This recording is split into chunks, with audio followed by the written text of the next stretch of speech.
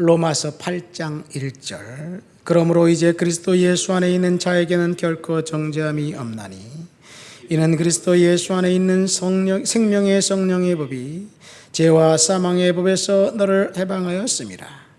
율법이 육신으로 말미암아 연약하여 할 수 없는 그것을 하나님은 하시나니 곧 죄로 말미암아 자기 아들을 죄 있는 육신의 모양으로 보내어 육신의 죄를 정하사 육신을 따르지 않고 그 영을 따라 행하는 우리에게 율법의 요구가 이루어지게 하려 하심이니라.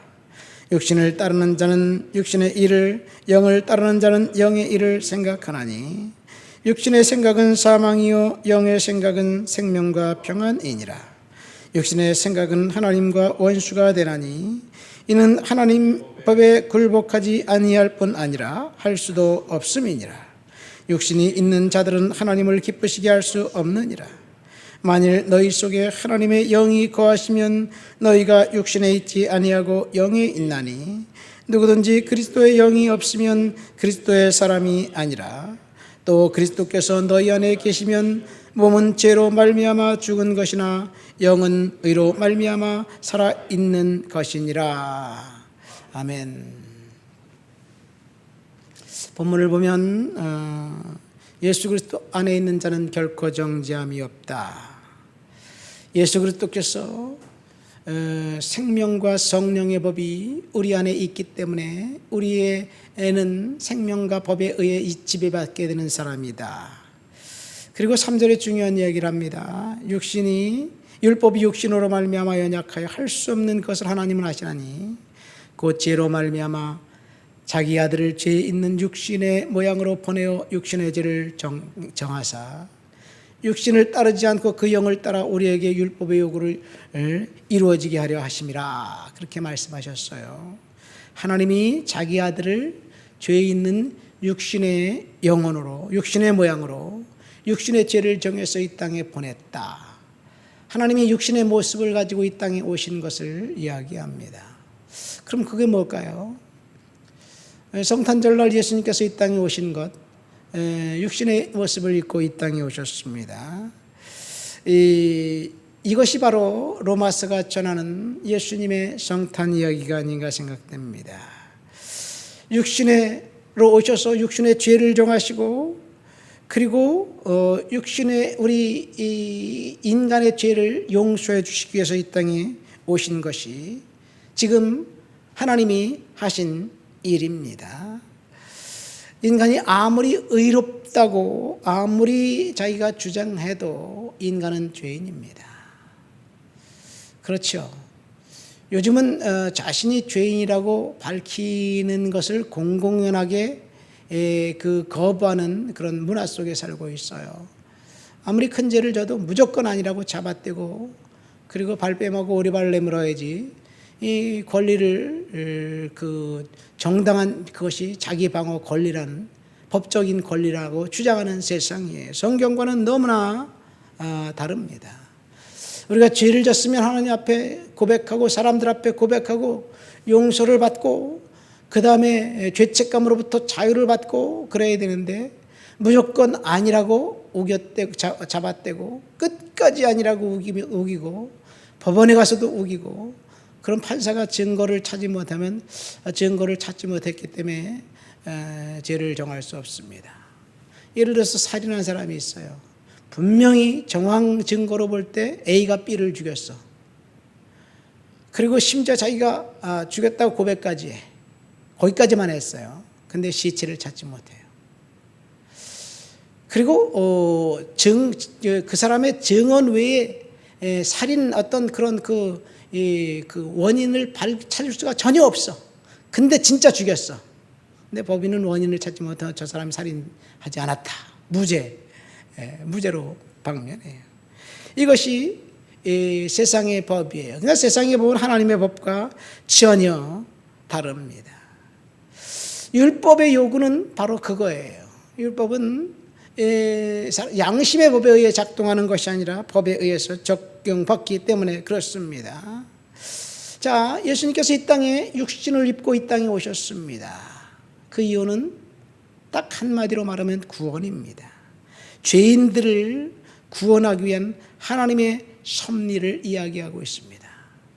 이 땅에는 두 부류의 사람들이 있습니다. 첫 번째, 육신을 따르는 자, 육신의 일을, 영을 따르는 자는 영의 일을 생각한다. 그러니까 육신을 따르는 자와 영을 따르는 자 두 부류의 인간입니다.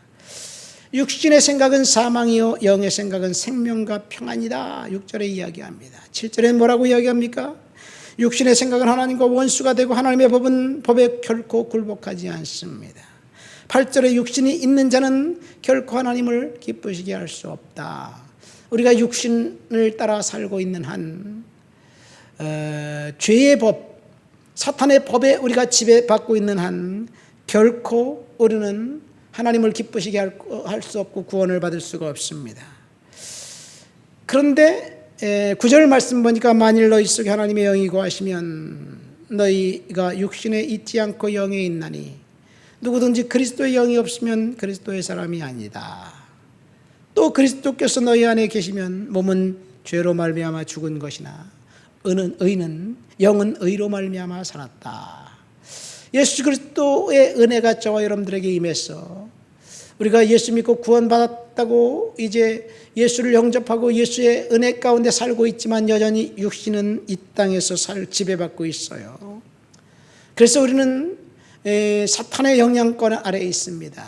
내가 원하지 않아도 죄를 지을 수밖에 없는 그런 상황이 우리들에게 닥칠 수도 있고 원하지 않아도 악한 일에 인벌브될 수도 있습니다. 왜 그래요? 이 땅이 사탄의 권세 아래 있는 세상이기 때문에 그래요. 두 번째, 이 땅에 살아가려면 영의 사람들, 하나님의 말씀에 의해서 정의롭고 정결하게 살아가려고 하면 불이익을 당하는 세상이에요. 아까 이야기했듯이 범죄한 사실을 그 즉시 고백하고 회개한다면 결코 그 사람은 성경에 보면 그 사람이 죄를 용서받았다 그렇게 하나님이 용서해 주시지만 법은 그래?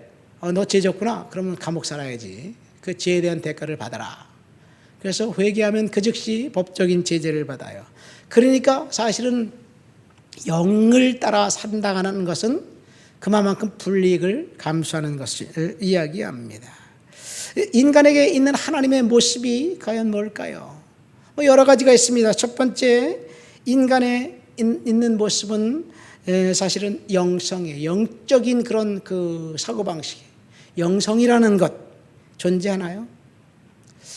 눈에 보이지 않기 때문에 존재하지 않는다 그러는데 요즘은 영성을 각종 다른 세상에서도 갖다 써요. 그래서 무슨 철학을 하는 사람들도 심지어 이 점을 치는 사람들도 이 상담이라는 그런 그 용어를 바꿔서 또 점을 치기도 해요.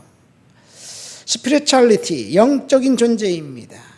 그래서 인간의 마음속에 영원을 사랑하는 그런 생각을 갖게 만드셨어요. 누구든지 천국에 대한 소망을 갖고 있는 것 영성입니다. 영성입니다.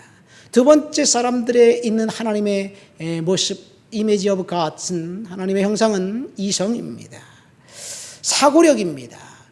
이 인간의 생각할 수 있는 능력, 혼자 추리할 수 있는 능력을 주셨는데 이것이 바로 하나님의 영역입니다. 그래서 인간이 문화를 발전하고 과학을 발전합니다. 세 번째, 인간에게 있는 하나님의 형상은 도덕성입니다. 선악을 구별하는 그런 문제, 하나님이 저와 여러분들에게 주신 하나님의 형상입니다. 네 번째는 자율성이고 다섯 번째는 인격성입니다. 사람에게만 인격이 있어요. 왜? 하나님의 형상을 따라 지음받은 존재이기 때문입니다. 그래서 우리는 존중받아야 하고 존중해 줘야만 합니다. 존중받지 못한다면 그것은 인격을 말살한 거예요. 그래서 범죄자의 인권을 그렇게 법이 주장하는지 모르겠어요. 그런데 너무 범죄자의 인권을 옹호한다고 하면서 피해자의 인권은 무시하는 경향이 있는 것은 이 세상은 사탄이 지배하고 있는 세상이기 때문에 그렇습니다.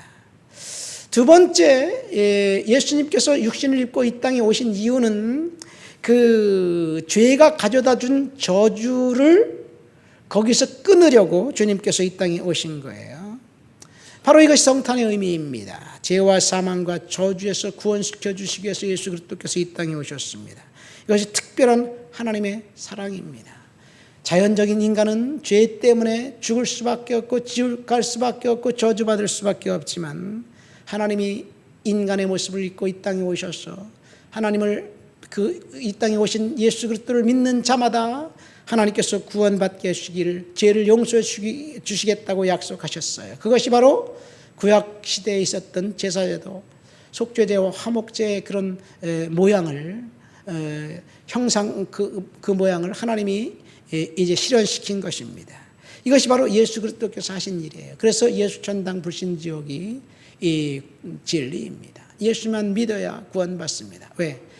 오직 예수님만 우리 죄를 위해서 십자가에 달려 돌아가셨기 때문에 그렇습니다.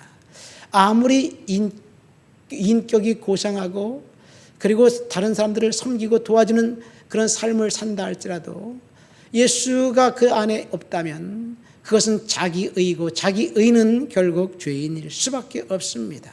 이 세상에서 가장 예수님을 닮은 사람이 있다면 아마 그 사람은 인도의 그 건국의 아버지 마하트마 간디가 아닐까 생각됩니다. 그는 매일 새벽 4시에 일어나서 목욕을 하고 성경을 읽고 신도식으로 기도를 하고 일상을 시작합니다. 그가 얼마나 성경을 사랑했는지 아예 성경 말씀을 법처럼 생각하고 특별히 산상수훈 말씀을 그 삶에 그대로 적용하기 위해서 왼뺨을 치는 자에게 오른뺨도 돌려대는 마음으로 영국 식민정부에 저항하면서 무저항 비폭력으로 저항했습니다.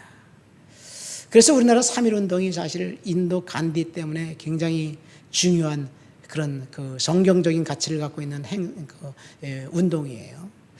자, 그런데 그는 예수 믿기를 거부했습니다. 왜?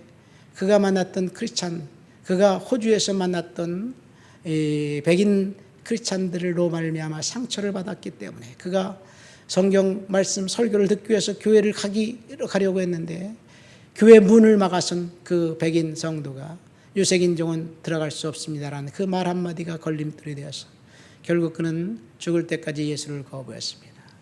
그래서 기자가 묻습니다. 왜 성경 말씀을 이렇게 달달 외우고 성경 말씀대로 인도를 통치하려고 하면서 예수 믿기를 거부합니까? 그러더니 나는 교회에서 이 그리스도인을 발견할 수가 없어요. 그랬다고 고백합니다. 자, 아무리 성스러운 삶을 살더라도 예수가 없으면 구원받을 수가 없습니다. 왜? 그러나 아무리 악한 범죄자, 살인자라고 손가락질을 받아도 그가 감옥에서 예수를 믿었다면 그의 죄는 주님이 용서하셨고 그의 영혼은 천국에 될 줄 믿습니다. 예수님이 이 땅에 오신 이유는 저와 여러분들의 죄를 용서해 주기 위함이었습니다. 하나님 아버지 감사합니다. 오늘도 주님 앞에 나와 주를 높여드리고 주를 찬양합니다. 주의 영광과 역사로 사로잡아 주시고 내주셔서 감사합니다. 육신의 모습을 입고 이 땅에 오신 주님, 그 주님을 바라며 믿음으로 은혜로 살아가도록 도와주시옵소서. 예수님의 이름으로 기도합니다. 아멘.